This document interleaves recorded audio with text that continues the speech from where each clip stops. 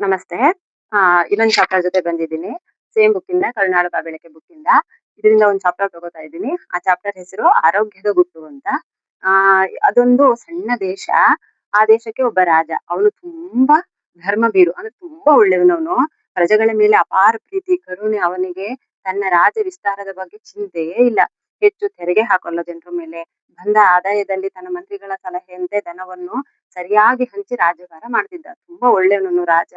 ಜನ ಆ ರಾಜ್ಯದ ಜನ ಅಂದ್ರೆ ಅವ್ನಿಗೆ ತುಂಬಾ ಇಷ್ಟ. ಅವ್ರಿಗೆ ಏನು ಕೊರತೆ ಆಗದೆ ಇರೋ ತರ ತುಂಬಾ ಚೆನ್ನಾಗಿ ನೋಡ್ಕೊಂತ ಇರ್ತಾರೆ. ಹಾಗೆ ಆ ರಾಜ್ಯದ ರಾಜ ಅಂದ್ರೆ ಆ ಪ್ರಜೆಗಳಿಗಂತೂ ತುಂಬಾ ಅಭಿಮಾನ ಗೌರವ ಇರುತ್ತೆ. ಆ ರಾಜನಿಗೆ ಭಗವಂತನಲ್ಲಿ ನಂಬಿಕೆ ಮತ್ತು ಸಾಧು ಸಂತರಲ್ಲಿ ಶ್ರದ್ಧೆ. ಆ ರಾಜನಿಗೆ ಭಗವಂತನಲ್ಲಿ ತುಂಬಾ ನಂಬಿಕೆ ಇರುತ್ತೆ, ಮತ್ತೆ ಸಾಧು ಸಂತರಲ್ಲಿ ತುಂಬಾ ಶ್ರದ್ಧೆ ಇರುತ್ತೆ. ಅವನಿಗೊಬ್ಬ ಗುರುಗಳಿರ್ತಾರೆ.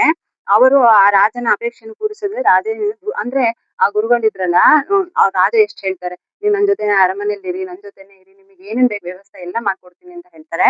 ಆದ್ರೆ ಆ ಗುರುಗಳು ಒಪ್ಕೊಳ್ಳಲ್ಲ. ಇಲ್ಲ, ನಿಮ್ಗೆ ಯಾವಾಗ ಏನ್ ತೊಂದ್ರೆ ಬೇಕು, ನಿಮ್ಗೆ ಏನ್ ಸಲಹೆ ಬೇಕು, ನಾನು ಬರ್ತೀನಿ, ಅಥವಾ ನೀನು ನನ್ನ ಹತ್ರ ಬಾ. ಆದ್ರೆ ನಾನು ಇಲ್ಲಿ ಇರಕ್ ಆಗಲ್ಲ ನಿಮ್ ಜೊತೆ ಅರಮನೆಯಲ್ಲಿ ಅಂತ ಹೇಳ್ತಾರೆ ಗುರುಗಳು. ಆಗ ದೂರದಲ್ಲಿರ್ತಾರೆ. ರಾಜ ಎಷ್ಟೇ ಹೇಳಿದ್ರು ಅವ್ರು ಕೇಳಲ್ಲ. ಆಗ ಅವರು ದೂರ ಇರೋ ಪರ್ವತದ ಅಡಿಯಲ್ಲಿ ಆಶ್ರಮ ಕಟ್ಕೊಂಡಿರ್ತಾರೆ. ತನಗೆ ಅಂದ್ರೆ ಅವ್ರಿಗೆ ರಾಜನ ಅವಶ್ಯಕತೆ ಬಿದ್ದಾಗೆಲ್ಲ ಆ ಆಶ್ರಮಕ್ಕೆ ಹೋಗಿ ಗುರುಗಳ ಸಲಹೆ ತಗೊಂಡು, ಹಿಂಗೇನ್ ಮಾಡ್ಬೇಕು, ಈ ತರ ಸಮಸ್ಯೆ ಬಂದಿದೆ ಅಂತ ಹೇಳಿ ಗುರುಗಳ ಹತ್ರ ಹೋಗಿ ಸಲಹೆ ತಗೊಂಡು ಬರ್ತಾ ಇರ್ತಾರೆ. ಅವರು ಆಗ ಅವರು ಮಾರ್ಗದರ್ಶನ ಕೊಡ್ತಿರ್ತಾರೆ.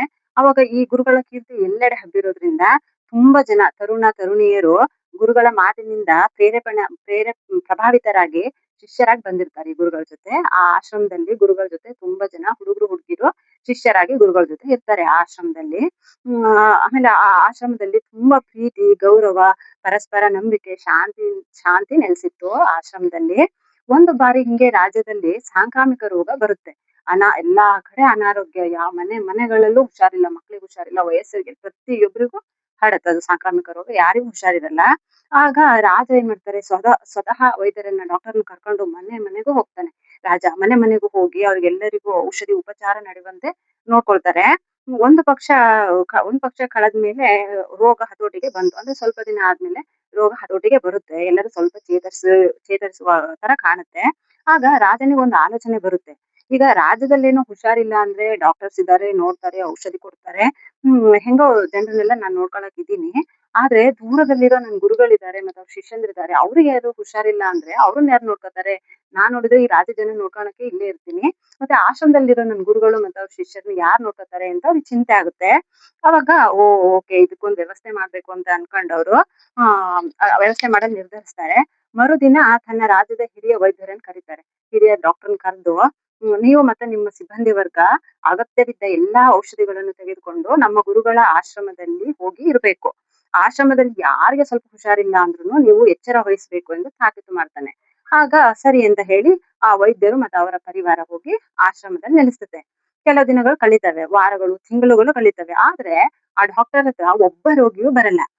ಆಮೇಲೆ ಅವ್ರು ಅನ್ಕೊಂತಾರೆ, ಡಾಕ್ಟರ್ ಇವ್ರು ಯಾರು ಬೇರೆ ಹತ್ರ ಹೋಗ್ತಾ ಇದಾರೆ ಟ್ರೀಟ್ಮೆಂಟ್ ತಗೊಳಕ್ಕೆ ಅಂತ ಗಮನಿಸ್ತಾರೆ. ಆದ್ರೆ ಅವರು ಬೇರೆ ಯಾವ ಡಾಕ್ಟರ್ ಹತ್ರನೂ ಹೋಗಿ ತೋರಿಸ್ತಾ ಇಲ್ಲ. ನಿಜವಾಗಿಯೂ ಯಾರಿಗೂ ಅವ್ರಿಗೆ ಕಾಯಿಲೆನೆ ಬಂದೇ ಇಲ್ಲ. ವೈದ್ಯರಿಗೆ ಆಶ್ಚರ್ಯ ಆಗುತ್ತೆ. ಅವ್ರು ಹೋಗಿ ಗುರುಗಳನ್ನ ಕೇಳ್ತಾರೆ, ಅಲ್ಲ, ಇಲ್ಲಿ ಯಾಕೆ ಯಾರಿಗೂ ಹುಷಾರಿಲ್ಲ, ಊರಲ್ಲಿ ನೋಡಿದ್ರೆ ಅಷ್ಟೊಂದು ರೋಗ ಹರಡಿದೆ, ನಿಮಗೆ ಒಬ್ರಿಗೂ ಯಾರಿಗೂ, ಎಲ್ಲರೂ ಆರೋಗ್ಯವಾಗಿದ್ದೀರಲ್ಲ ಅಂತ ಹೇಳಿ ಹೋಗಿ ಗುರುಗಳ ಹತ್ರ ಡಾಕ್ಟರ್ ಹೋಗಿ ಕೇಳ್ತಾರೆ. ಆಗ ಗುರುಗಳು ಹೇಳ್ತಾರೆ, ಇಲ್ಲಿ ಆರೋಗ್ಯ ಕೆಡುವ ಪ್ರಶ್ನೆಯೇ ಇಲ್ಲ. ನಾವೆಲ್ಲ ನಿಸರ್ಗದ ನಿಯಮದಂತೆ ಬದುಕುತ್ತೇವೆ. ಹಸಿವಾದಾಗ ಮಾತ್ರ ತಿನ್ನುತ್ತೇವೆ, ಹೊಟ್ಟೆ ಭಾರವಾಗುವವರೆಗೆ ಅಲ್ಲ. ಇನ್ನು ಹೊಟ್ಟೆಯಲ್ಲಿ ಸ್ವಲ್ಪ ಸ್ಥಳ ಬಾಕಿ ಇದೆ ಎನ್ನುವಾಗಲೇ ನಾವು ಊಟ ಮುಗಿಸುತ್ತೇವೆ. ಮತ್ತೆ ದೈಹಿಕವಾದ ಸಮಾಧಾನ ಮಾಡುತ್ತೇವೆ. ಮತ್ತೆ ಅಗತ್ಯವಿಲ್ಲದನ್ನು ಎಂದಿಗೂ ತಿನ್ನುವುದಿಲ್ಲ. ಆಮೇಲೆ ಪ್ರಕೃತಿ ಸಹಜವಾಗಿ ಕಾಲ ಕಾಲಕ್ಕೆ ನೀಡುವ ಫಲಗಳ ಧಾನ್ಯಗಳನ್ನ ತಿನ್ನುತ್ತೇವೆ. ನಮ್ಮೆಲ್ಲರ ಉತ್ತಮ ಆರೋಗ್ಯಕ್ಕೆ ಮಿತಾಹಾರವೇ ಕಾರಣ ಅಂತ ಹೇಳಿ ಆ ಗುರುಗಳು ವೈದ್ಯರಿಗೆ ಹೇಳ್ತಾರೆ. ಆಗ ವೈದ್ಯರಿಗೆ ಅನ್ಸುತ್ತೆ, ಎಷ್ಟು ನಿಜ ಅಲ್ವಾ ಅಂತ ಅವ್ರಿಗೆ ಅನ್ಸುತ್ತೆ. ಆಮೇಲೆ ಅವ್ರಂತಾರೆ, ನಮಗೇನ್ ಕೆಲ್ಸ ಇಲ್ಲ, ಇವ್ರು ಯಾರಿಗೇನ್ ಹುಷಾರಿಲ್ಲದೆ ಇರ್ತಾರೆ, ಆಗಲ್ಲ, ಎಲ್ಲರೂ ಹುಷಾರಿದ್ದಾರೆ, ನಾವ್ ಹೋಗೋಣ ಅಂತ ಹೇಳಿ ವಾಪಸ್ ಹೋಗ್ತಾರೆ.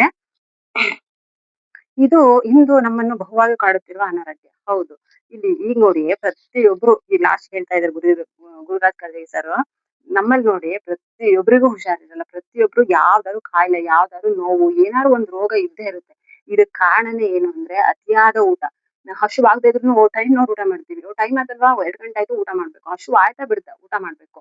ಆಮೇಲೆ ಏನು junk food, outside food, hotel ಊಟ, ಆಮೇಲೆ ಏನು ನಾಲ್ಗೆ ರುಚಿಗೆ ಏನೇನ್ ಕೊಡುತ್ತೆ ಅದು ಅದೆಲ್ಲ ತಿನ್ನೋದು. ಆಮೇಲೆ ದೈಹಿಕ ಶ್ರಮದ ಕೊರತೆ ಅಂದ್ರೆ ಒಂದು ವ್ಯಾಯಾಮ ಇಲ್ಲ, ಯೋಗ ಇಲ್ಲ, ಆಮೇಲೆ ಇದು ಏನು ವಾಕ್ ಇಲ್ಲ. ಹಾಗಾಗಿ ನಮ್ ದೇಹಕ್ಕೆ ಶ್ರಮನೇ ಕೊಡ್ತಾ ಇಲ್ಲ ನಾವು. ಸುಮ್ನೆ ತಿನ್ನೋದು, ಕುತ್ಕೊಳ್ಳೋದು, ಅಡ್ಡಾಡೋದು, ಕೆಲ್ಸಕ್ಕೆ ಹೋದ್ವಾ ಬಂದ್ವಾ ಆಯ್ತು. ಏನೇನೋ ಊಟ ಮಾಡ್ತೀವಿ, ಏನೇನೋ ತಿಂತೀವಿ. ಊಟದ ಬಗ್ಗೆ ಒಂದು ಕಾಳಜಿ ಇಲ್ಲ. ಹಾಗಾಗಿ ನಾವು ನಮ್ಮನ್ನು ನಿಸರ್ಗದಿಂದ ದೂರ ಹೋಗ್ತಾ ಇದೀವಿ ನಾವು. ನಿಸರ್ಗಕ್ಕೆ ಹತ್ರ ಆಗ್ತಾ ಇಲ್ಲ. ನಿಸರ್ಗದಿಂದ ದೂರ ಹೋಗ್ತಾ ಇದೀವಿ. ಅದಕ್ಕೋಸ್ಕರ ನಾವೆಲ್ಲರೂ ಅನಾರೋಗ್ಯದ ಕಾರ್ಖಾನೆಗಳಾಗಿದ್ದೇವೆ ಅಂತ ಹೇಳಿ ಗುರುರಾಜ್ ಕರ್ಜಗಿ ಸರ್ ಹೇಳಿದ್ದಾರೆ. ಸೊ ಇದರಿಂದ ನಿಮಗೆ ಏನ್ ಅರ್ಥ ಆಯ್ತು ನೋಡಿ. ನಮ್ಮ ಆರೋಗ್ಯಕ್ಕೋಸ್ಕರ ನಾವು ಮಿತವಾಗಿ ಊಟ ಮಾಡೋಣ, ಮತ್ತೆ ಒಳ್ಳೆ ಆಹಾರ, ಹಸಿ ತರಕಾರಿ, ಸೊಪ್ಪು, ಹಣ್ಣುಗಳನ್ನು ಸೇವಿಸೋಣ, ಸಾತ್ವಿಕ ಆಹಾರ ಊಟ ಮಾಡೋಣ. ಹೊರಗಡೆದು ಜಂಕ್ ಫುಡ್ ಮತ್ತೆ ಇದು ಹೋಟೆಲ್ ಊಟ ಜಾಸ್ತಿ ಆಗ್ಲಿ, ಅವಶ್ಯಕತೆ ಇದ್ದಾಗ ಮಾಡೋಣ. ಅದೇ ಸುಮ್ನೆ ಪ್ರತಿದಿನ ಹೋಗೋದು ಹೋಟೆಲ್ ಊಟ ಮಾಡೋದು, ಮತ್ತೆ ಆ ರೋಡ್ ಸೈಡ್ ಅಲ್ಲಿ ಇರ್ತಕ್ಕಂತ ಅದು ಪಾನಿಪುರಿ, ಗೋಬಿ, ಪಿಜ್ಜಾ, ಬರ್ಗರ್ ಅಂತ ಏನೇನೋ ಬಂದಿದೆ ಈಗ.